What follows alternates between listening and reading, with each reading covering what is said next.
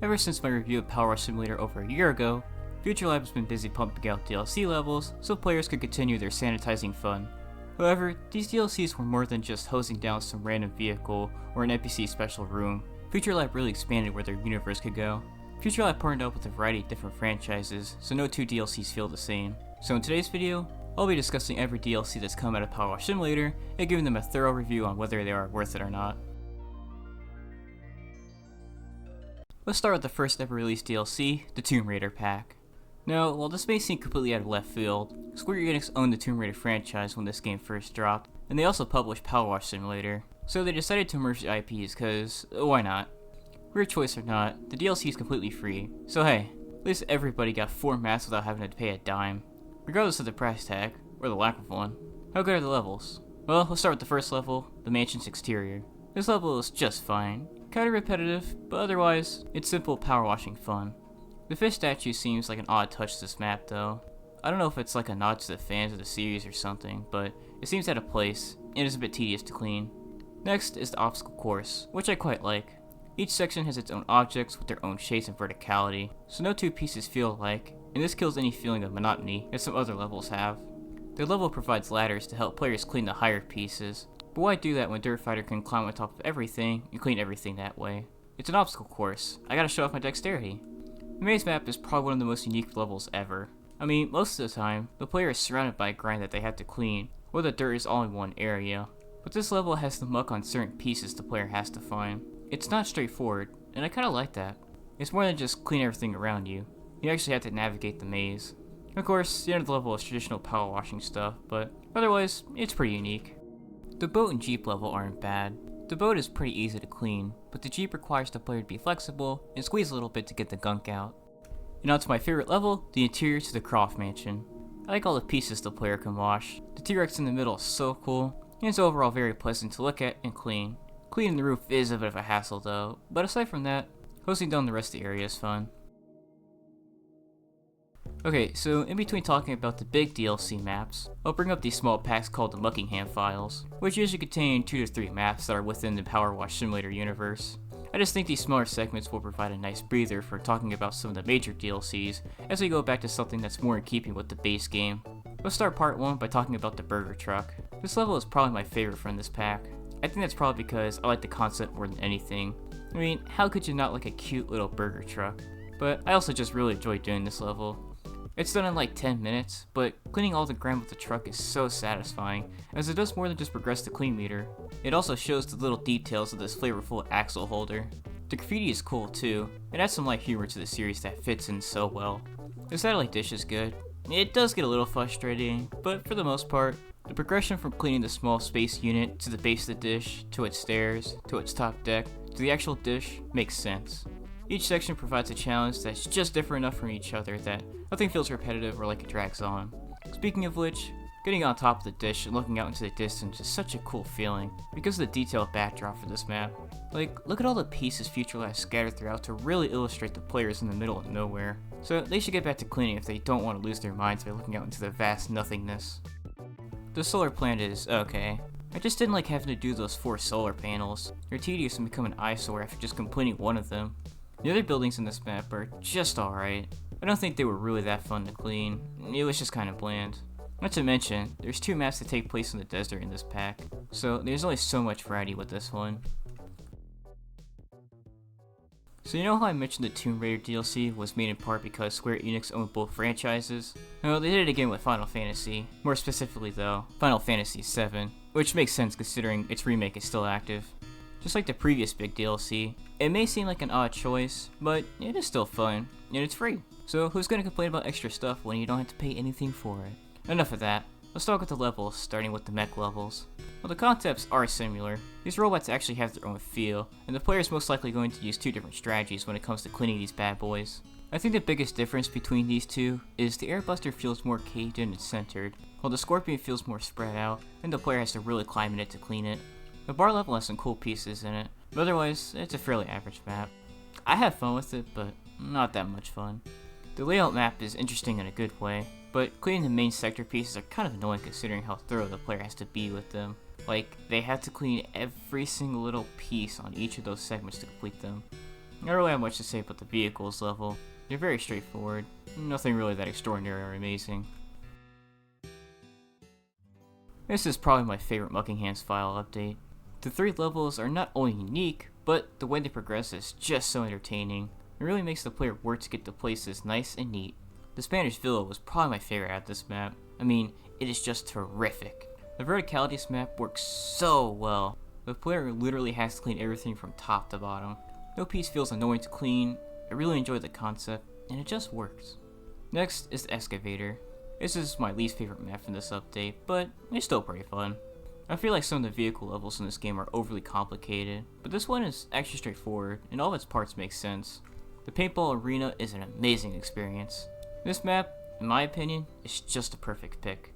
First of all, the geometry and setup allow for such a nice flow from piece to piece. Secondly, it makes sense why the area is completely dirty, and the map even has its own unique dirt texture, which are splattered paint gunshots. The paintball arena would go into my top 3 favorite Powerwash levels easily. The only thing I don't like so much about this map is the fences. Cleaning them isn't really that fun, and they don't fit in with the flow of this map. I think if one of the purple walls was over here instead, this map would have worked even better than it already does. You know, oftentimes whenever I'm playing this game, I'll have music playing in the background, so let's restore the original audio from this gameplay clip and see what I was listening to when I was recording this.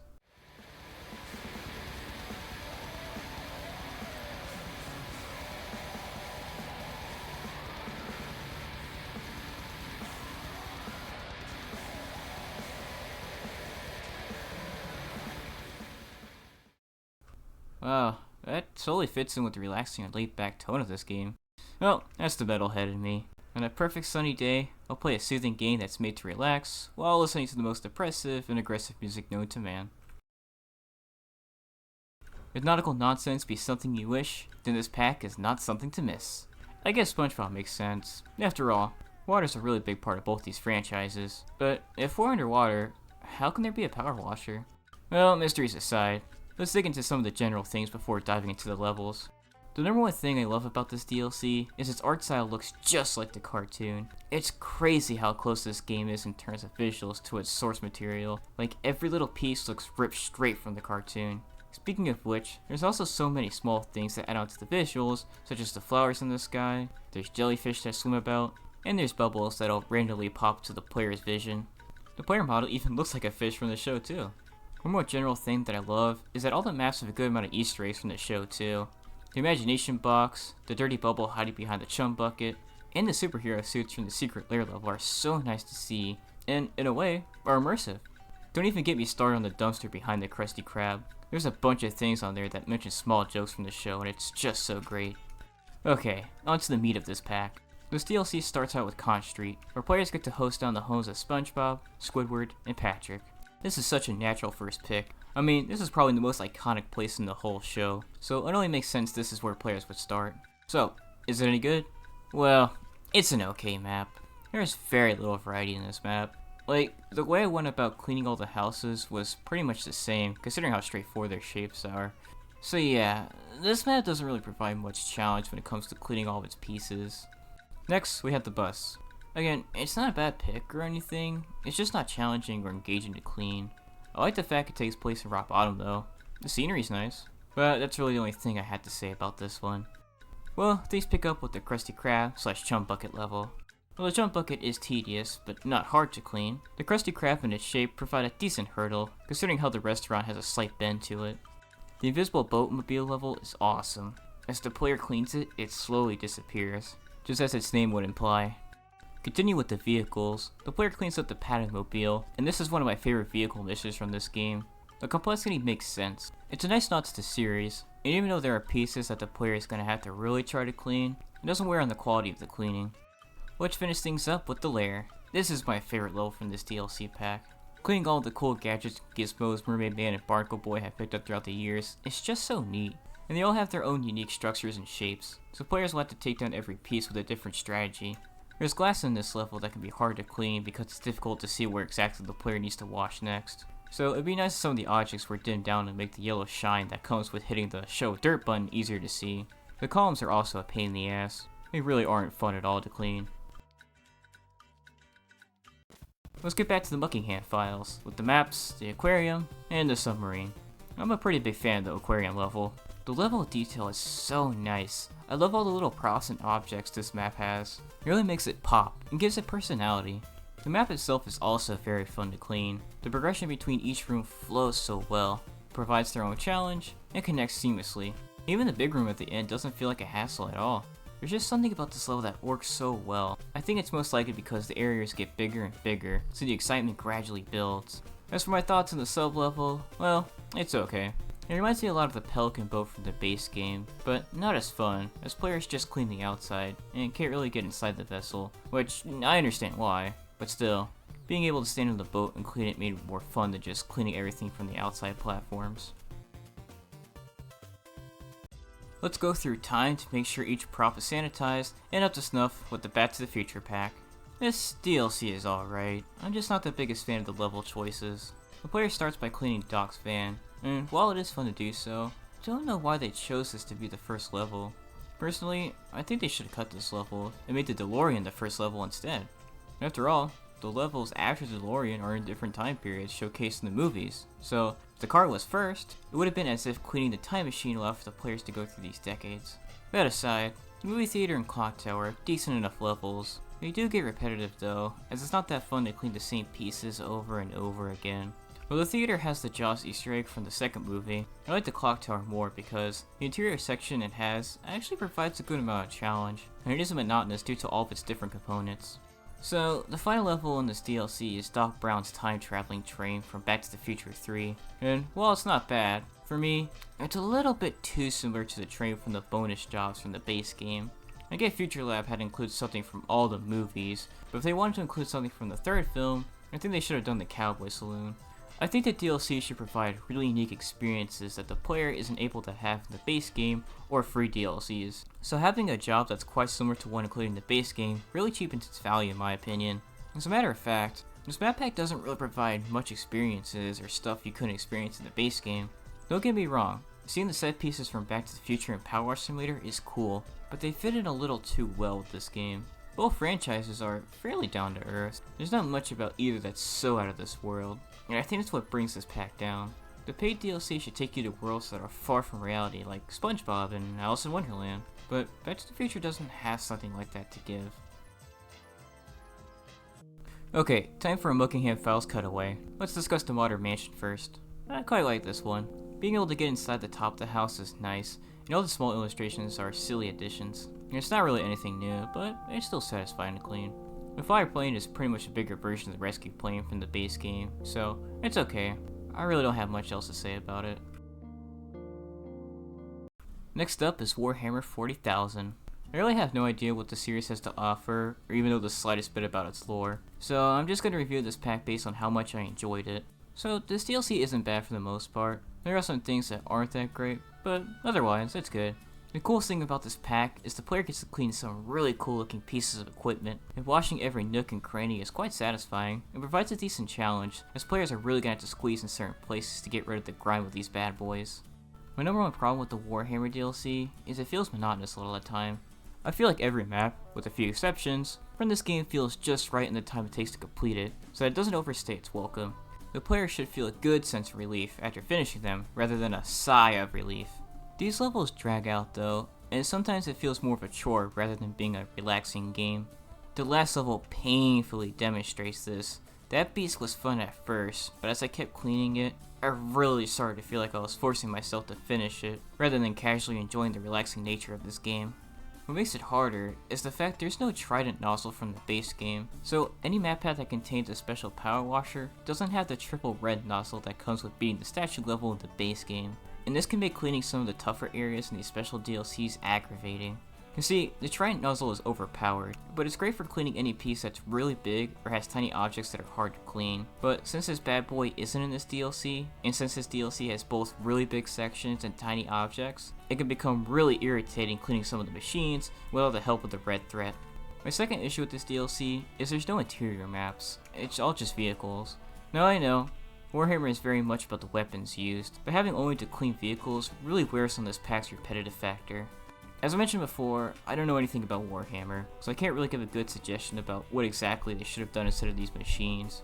but I'm sure there's some kind of location in one of these games that's considered essential to this series that players could have cleaned out, rather than just another machine. Speaking of which, there's 2 tanks in this pack, and they're pretty close in terms of gameplay, so having 2 really similar vehicles in this DLC takes a hit to its quality. Okay, so these next 2 maps aren't the Muckingham files. Rather, they're seasonal maps that were released around Christmas of 2023 and August of 2024 that still fit in with the vibes of Powerwash Simulator. Let's start with the first ever seasonal map, Santa's Workshop. In this map, players clean up Santa's workshop so he can deliver clean presents to the kids on Christmas. Overall, I'd say this is a pretty solid map. I think it drags on a bit towards the end, especially when I had to clean Santa's sleigh, but otherwise, all the different sections of the map provide their own challenge and are enough to not build up a feeling of monotony between them. I also want to bring up how detailed everything in this map is too. Like, it's insane how big this map is, yet a lot of the textures are unique. Like, look at all the stuff in the elf's workshop. It's all kinds of different stuff. It really makes it seem like the elves are at work trying to give the good kids what they want for Christmas. Secondly, we have the cruise ship. I don't enjoy this one as much as the previous seasonal experience, but it's a fairly unique map, and it's still fun. Climbing into the small pool and getting rid of all the gunk on the slides and floaters were my favorite part. The walls are really the only part I didn't enjoy that much. Okay, so this DLC is probably my favorite out of every one I've discussed in this video. Since this is Alice in Wonderland, many of the objects and perspectives are warped, so not only are they cool to look at, but they're also very fun to clean. Players are going to have to think about how they're going to clean certain pieces. After all, it's not every day Dirt Finder is able to climb into a small object such as a cup and give it a thorough cleaning. I also really enjoy how the Cheshire Cat is brought up in every level. I mean, it just makes so much sense considering how prevalent cats were in the Powerwash Simulator. Getting back to the level's wackiness, each map in this pack also has its own unique spin on the weirdness of Alice in Wonderland that makes it so enjoyable. The first level starts players off by dropping them off in this odd room with its wicked home decor, and hallway that gets smaller and leads to another strange room.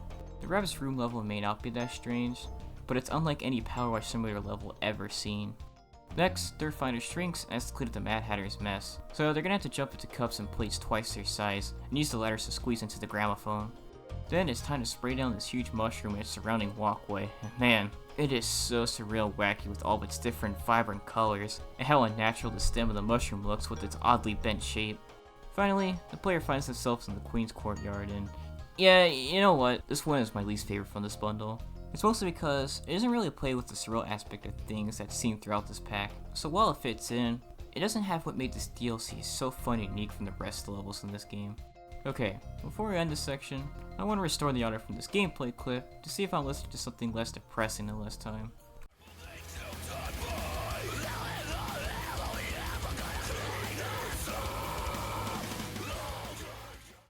Well, that's not exactly relaxing, but it's appropriate and a lot more upbeat than last song.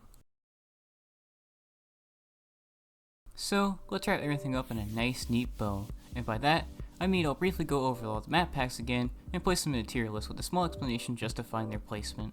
Tomb Raider is going in B tier. Not spectacular, but the maps are still fun, there's variety among each level, and the most important part, it's free, so it's worth playing. Muckingham Files Part 1 is also going in B tier. The food truck is short but sweet, the burger on top is so neat, and I like cleaning out all the interior parts. The satellite dish is a little jarring, having to clean every piece of the array, but the scale of this thing is encapsulating in a way. The solar plant is alright, the solar panels are repetitive and tedious, and the rest of the parts are not particularly fun to clean. Final Fantasy goes in A tier. Cleaning all the parts of the robots is so cool, and surprisingly not tedious. Most of the parts don't linger or take a lot to clean. They also have their own shapes and designs, so while they are similar, they provide different senses of enjoyment. For the most part, I like the layout of the city map. Cleaning a diagram of a bigger thing is cool to me, but the small pieces that make up the outskirts take longer than they should to clean. Muckingham Files Part 2 is also going in A tier. The vertical layers of the Spanish villa really appeal to me, and I think it's because if you start from the 3rd level and work your way down, you quite literally clean everything from top to bottom, and that flow works so well with this game. The paintball arena is such a natural fit. The 2 forts and tunnel are perfect, minus cleaning the mine rails. Spongebob would go into B tier. As much as I love the art style and all the little Easter eggs, it wasn't that fun of a pack. Really, the Krusty Krab / Chum Bucket and Secret Lair were the only maps I thought challenged the player. Muckingham Files Part 3 is also B tier. The aquarium level is absolutely amazing in its level of detail and the actual cleaning part, but the submarine level is okay, so that's why I'm not putting this one in A tier. Back to the Future is going into C tier. The levels are really not that unique compared to the base game, so this pack really fails on what makes these paid DLCs so good. And don't get me wrong, I still enjoyed this DLC, but man, it left a lot to be desired. Muckingham Part 4 also goes into C tier. With the previous discussed pack, these levels aren't that great or spectacular, but at least this one was completely free. This one may seem a little hypocritical, but I think Warhammer should be in B tier. While I do think its monotony and the lack of the trident nozzle bring this pack down, it's also really fun and quite unique, considering how there really hasn't been any vehicles or mechs of destruction in Powerwash Simulator, and when the levels don't feel tedious, they are really fun and keep the player quite engaged. As for the seasonal maps, I put Santa's Workshop in B tier because, while it does outstay its welcome a little bit, this map's variety really shines in how each section is unique, and the amount of detail spread throughout the map is just awesome. Cruise Ship would go into C tier. A fun map, but not that fun. There's not much to say about it in my opinion. Alice in Wonderland is going into S tier. It's the most unique pack out of all the DLCs, and its creativity really shines through in all of its radical geometry and beautiful, funky art style. Before I end this video, I just want to bring up that Futurlab announced the Shrek DLC for this game, and it looks amazing. But since it's not out yet, I can't review it, but I'll mention it somewhere in the future. Well, that's how I feel about every Powerwash DLC released so far. Have a good day, and make sure to clean every last piece of the job, no matter which universe you're in.